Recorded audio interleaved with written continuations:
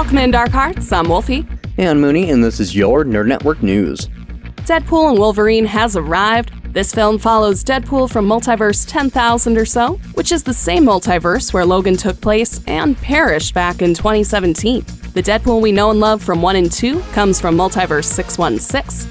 Deadpool 10,000 snatches a Wolverine from an unnamed but more comic book accurate multiverse and teams up with the hopes of saving Multiverse 10,000.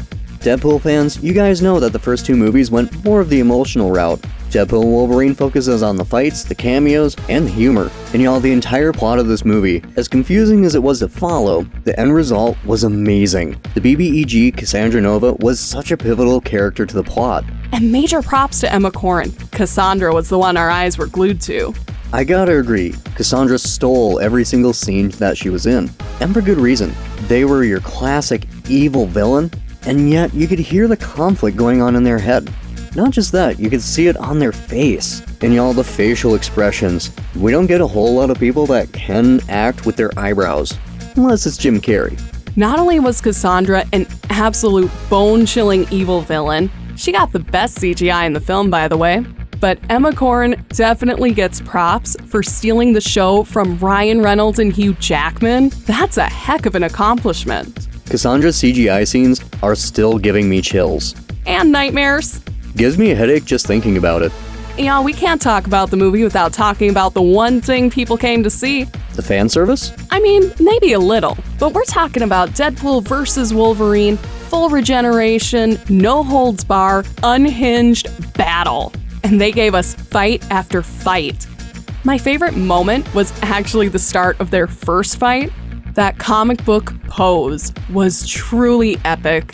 Both sides were fighting dirty, and it was hilarious. Especially the landscape shots showing the aftermath of their fights. It was mwah. While I do miss the heart that was the core of the first two films, I'm still thrilled with how this film delivered exactly what audiences were hoping for getting into it. An excellent villain, epic battles, and the cameos. They managed to keep us on our toes with these cameos, even when we thought we knew who we were getting. It was so well done, it took us completely by surprise, and even when it didn't work, it kinda worked. There's only one fight that disappointed me. The fight against Toad. He died in 2 seconds. Y'all, I was excited as hell to see Ray Park kick some butt. Unfortunately, that didn't happen. He got his butt kicked. Gotta agree with you there. The film definitely suffered from almost an overabundance of cameo roles. While the cameos themselves were awesome, we just didn't get enough time to enjoy them. All in all, we're gonna give Deadpool and Wolverine a 4.5 out of 5 Dark Hearts. It wasn't perfect, but y'all, it was still an excellent movie. And until then, Dark Hearts, maximum effort! NNN would like to thank our listeners for tuning in. And our radio sponsor, 88.1 FM, KVSC, your sound alternative.